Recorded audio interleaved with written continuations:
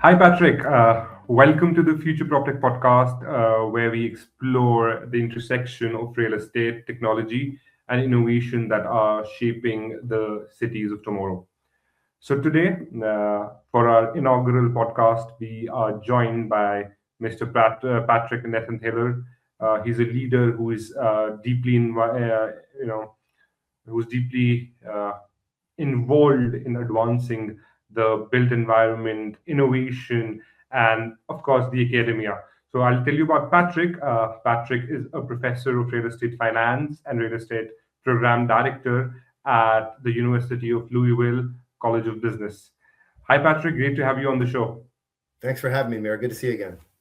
Yeah, good to see you again. So, a bit of a background. Patrick was with us for our inaugural edition in Dubai. So we have spent quite some time in Dubai at the Future PropTech Summit, and now he'll be joining us again in Miami this May.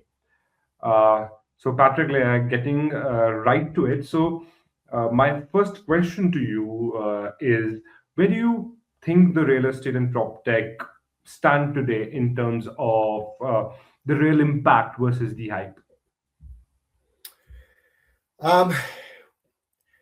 The real impact versus the hype. So I would say that there's a lot of real estate technology companies here in the States that are having some dramatic impacts on the industry. So I don't think it's so much hype. I do think that there's some obviously artificial intelligence is a game-changing technology. I do think that there's a little bit of hype around that. I still think we're still getting our footing on how we can use artificial intelligence, not so much for the end user, but how can we use it at the enterprise level, and how can we use it at the industry level to become a more disciplined, a more effective, a more informed industry. So I do think we're kind of in the early innings from that perspective, but there's some real impact going on out there, and obviously there's some real investments that are being made to companies that are introducing game-changing technology. So there's some, again, there's definitely some hype, but there's real companies delivering real technologies that are having a real impact. So, but early innings, so there's a lot of opportunity. Of course, the opportunity for the PropTech to have an impact in societies, in how we imagine our built environment, is exuberant, considering that there's so much scope for it to still explore. With, of course, the AI, big data coming in, where I also feel that the opportunity for businesses initially and then eventually the end users is also really high. Coming back to it is kind of a second question of mine, which is more about collaboration. So how do you think, in what ways do you think a greater collaboration between what you do as an academician and the industry to accelerate, let's say, these innovations that can actually take real estate and prop tech, integrate them, and actually be beneficial for the end user? Yeah, so so the collaboration between academia and practicality or the industry. Again, I'm speaking here in the States. We have a long way to go, and to be brutally honest, we have a long way to go. And I compare that to when you look at applied research in other areas of let's just call it finance. Finance, you get inside equities and fixed income. They've been doing advanced research for 100 years. And you look at how much a more robust, a more deeper market that happens in those two asset classes. And then you start getting into alternative investments, which of course, private equity, hedge funds, real estate, private real estate. Those are relatively brand new assets compared to equities and fixed income, at least from an applied research standpoint. So I think there's a huge opportunity to do much more collaborations. I'm going to name a couple of universities that I'm involved with.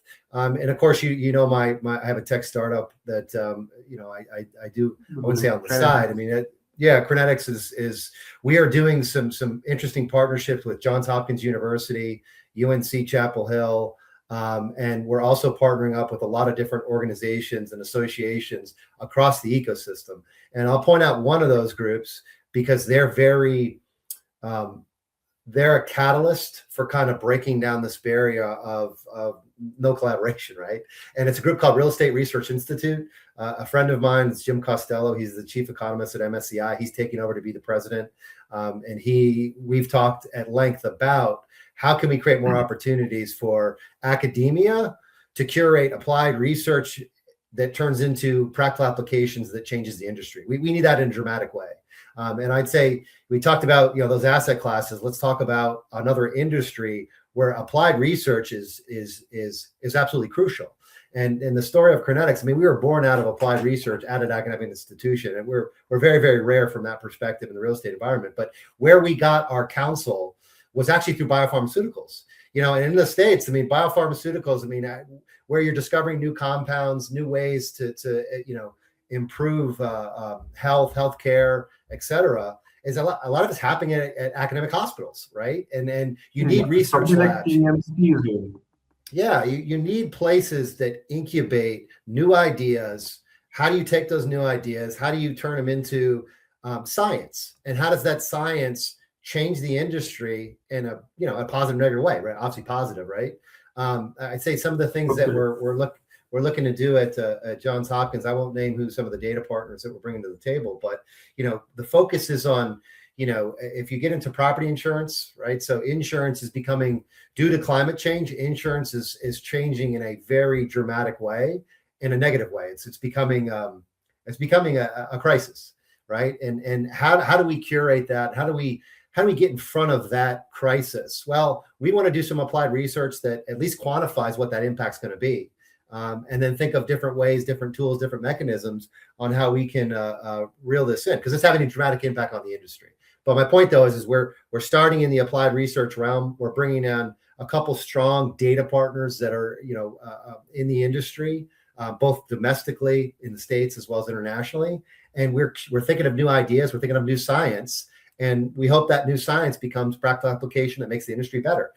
That's the critical path that our industry should be on. So we're not there yet, but we're both on the academic side as well as the work we're doing at Crinetics is we see that opportunity, and hopefully other folks in the PropTech environment start seeing those opportunities as well. I would say extension to what you just said. How is Miami? How the research centers in Miami, aiding that, or as the government in Miami aiding the bridge or becoming the bridge between research and real world application? So I love Miami. It's a great place to visit. I'm not that embedded in that economy. So I don't know. I can't speak to, University of Miami is there in Coral Gables. Florida Atlantic is another university that's down there. It's local. I believe Florida Atlantic has a strong real estate program as well. We are speaking to other practitioners that are doing some applied research kind of in that part of the world. But I would say, again, we're at least the universities that I'm hearing, of course, University of Louisville, obviously we're promoting that. The work that's being done at Columbia University, a good friend of mine who I've known for a while, he was a practitioner. He got into academia as well. He's doing some things at Columbia up in New York that's having a lot of industry impact. And then, of course, you go to Stanford, MIT, Harvard, a lot of leading institutions that are more Northeast, Palo Alto, but not so much Miami.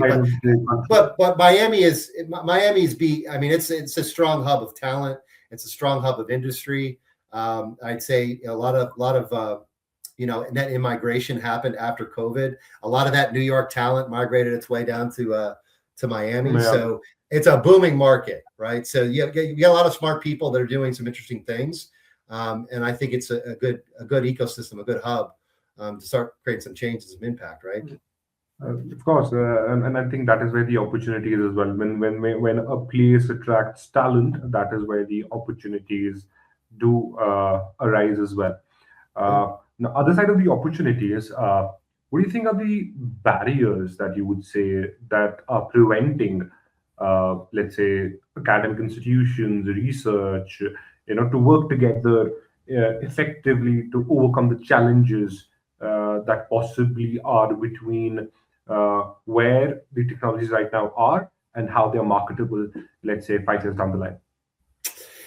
So I just call these data providers in the data bucket called data aggregators, right? And there's a lot of tech startups, not so much that vintage the last couple of years, but groups that have been around for a while, and everybody knows the CoStars, the Crexes, the Treps, the Cotalities, formerly CoreLogic. These folks aggregate a massive amount of data that's applicable to the real estate industry. But seeing some of the terms and conditions in terms of utilizing their data, there's so many constraints on it.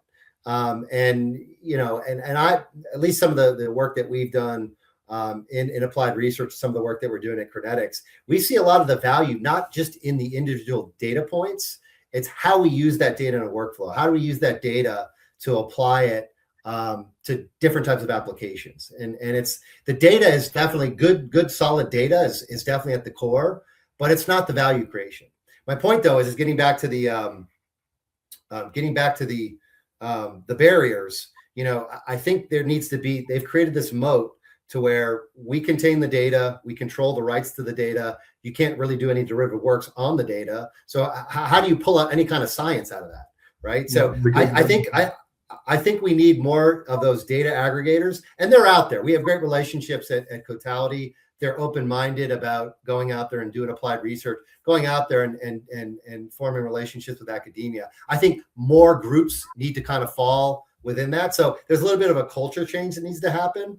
But again, this moat of here's the data, we control everything, that needs to come down a bit. And I think if you think about it from a private enterprise standpoint, we don't want to go out there and make all our data open source, and then you throw it in a machine learning type model, and it dilutes the quality of the IP that they created. We get that. Exactly. I get that. But how can we find a middle ground? And I think, I think slowly and surely that is happening. I think you have leaders like Jim and what he's doing at RERI, Real Estate Research Institute, what we're doing at Crinetics, what Cotality's doing at other universities. I mean, we're slowly bridging that.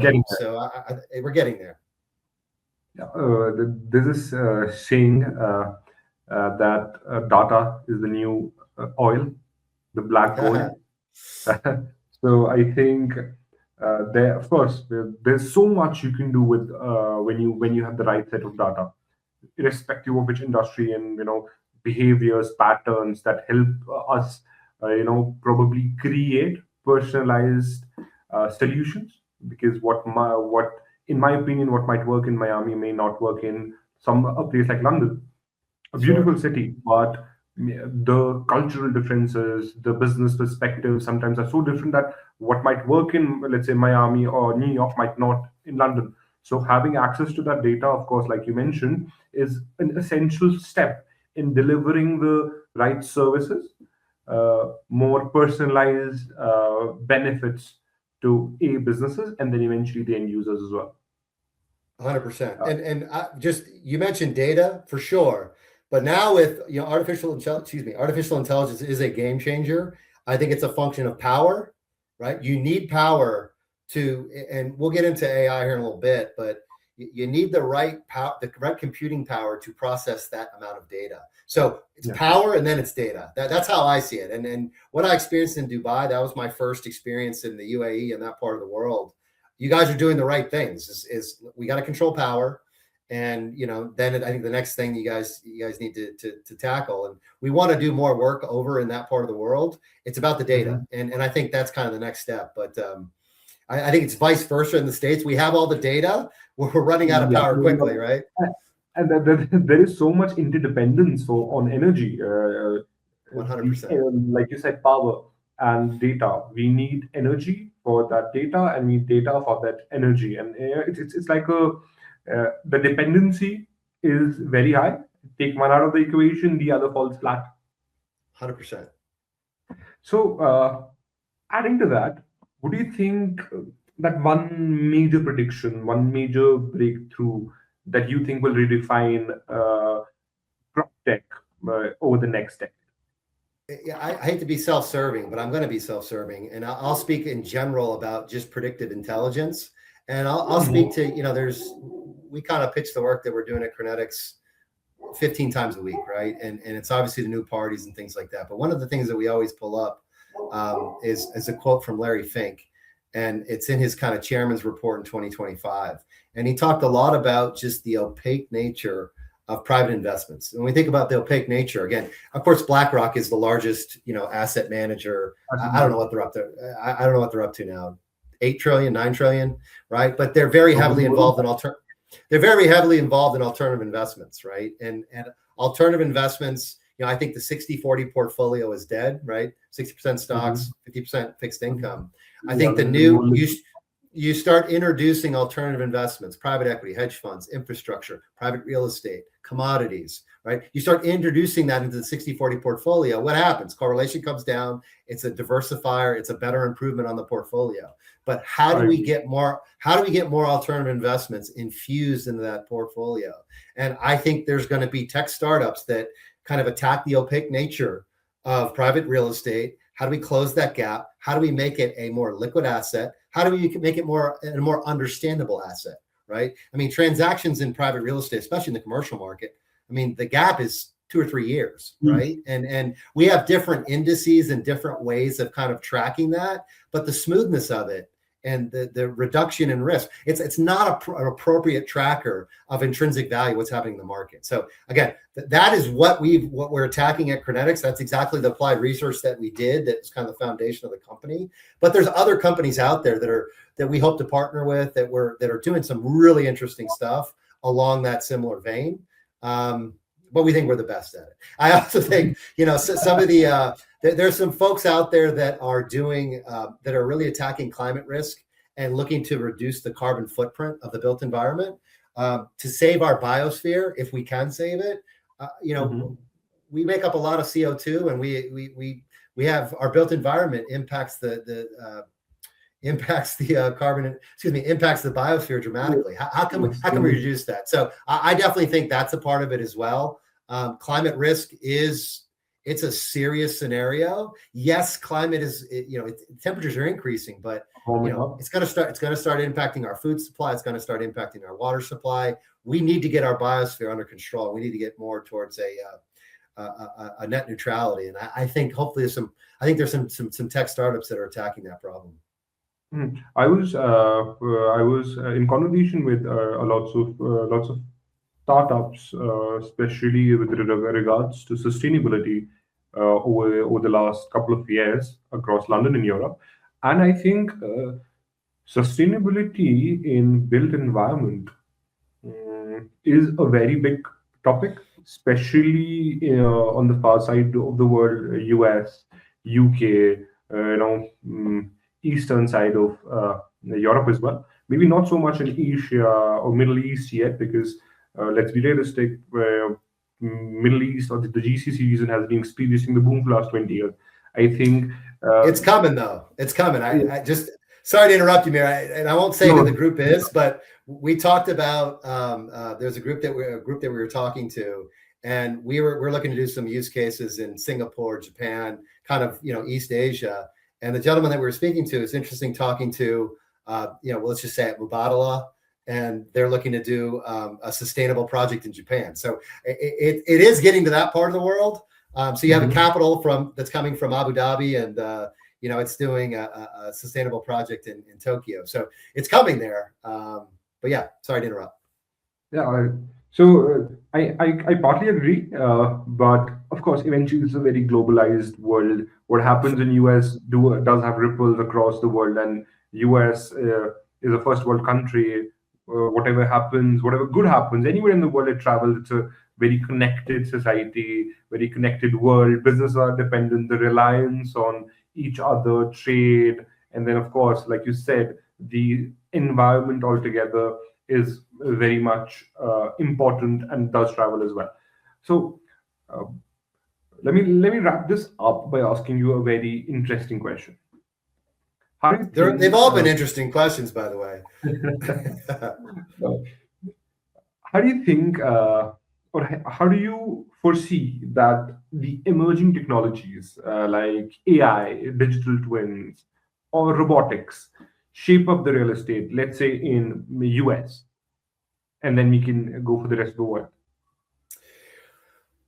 So digital twins, I mean, super cool stuff. Yeah, So I can talk about each of those in a variety of different capacities, but let's talk about one that's most apropos to everybody in the world is AI. And and I go back to Gen AI is it's a fascinating concept. It's a fascinating technology. I think everybody's in love with ChatGPT. I use it, I would say religiously, but I use it extensively for certain things, for large language things, right? I don't ask it mathematics, things like that. Sometimes it doesn't spit out a lot of precision based off of the questions you ask it. My point though is like, how can we take that type of technology, that backbone of that technology, the computing power of that, and how can we start infusing that into statistical power, right? And some of the work that, again, what we're doing at Crinetics and some of the work that we're seeing, not so much at competitors, but complements, is they're using AI as that backbone as a statistical tool.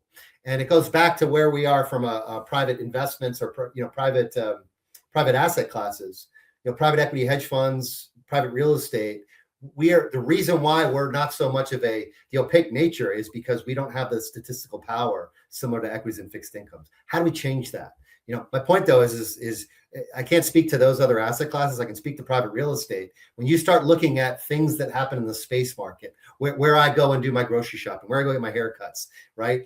We have companies that are piggybacking off of applications. They're pulling that information to kind of track human behavior, human spending, things like that. All that massive amount of data, you throw that into you put that into a mosaic. You start deriving correlations and patterns to help predict what's going to happen in private real estate.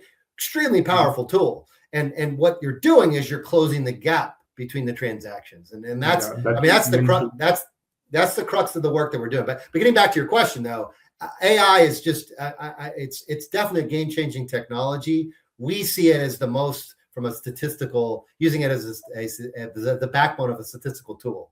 And I hope more folks start picking it up because it's really some incredible stuff which you can pull out of it.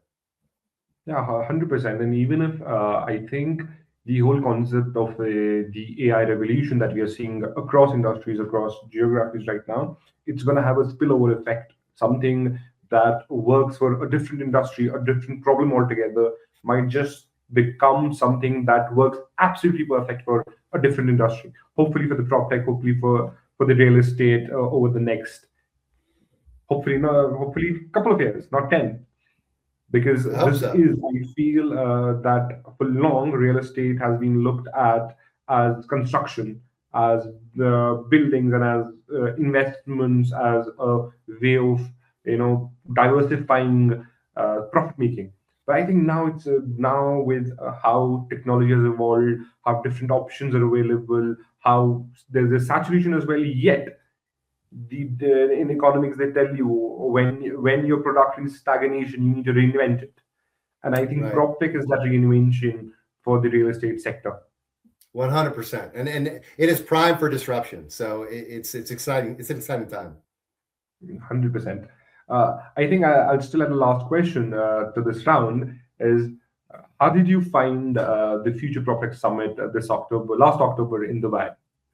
I had a blast, and it was again, it's obviously I'm an American. I come from this part of the world, but I always see opportunities to get a different perspective, and a different perspective is better for everybody. And closed-mindedness and things like that. We do have some societal issues in the States, and when I finally made that commitment, I went over there. I was just fascinated at the energy and just the passion of folks on the other side of the globe, and how do we create more connectivity? So yeah, I mean, the summit was fantastic. Seeing other companies that are creating bespoke products to improve the industry, absolutely. But just getting the energy and the feel of what's happening on that part of the world was just really exciting. And obviously we're inside a room and things like that, but I was all over the place in Dubai. It was, I don't want to plug another conference, but it was during when Gentex was wrapping up. So you had 250,000 people just for that conference, kind of just charge into Dubai. and I what I felt from it was, I said, this is really Silicon Valley 2.0.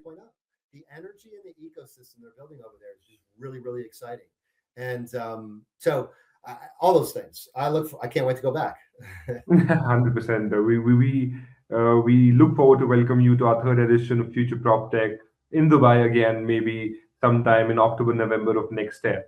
Do you want to give us a shout out to great products or great work that you saw at the Future PropTech Summit?